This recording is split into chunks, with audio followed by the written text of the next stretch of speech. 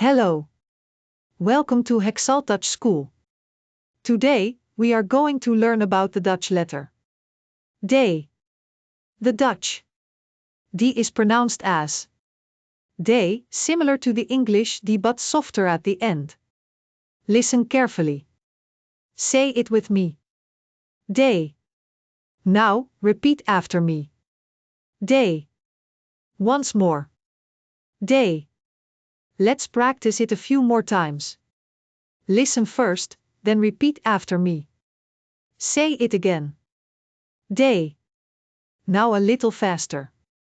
D. And once more at normal speed.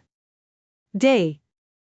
A common mistake is confusing D with T. Make sure to pronounce D with a clear and soft D sound. One more time. D. Let's say it 3 more times together.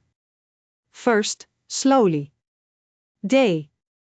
Now, a little faster. D. Finally, at normal speed. D. Great job. Keep practicing. See you in the next lesson.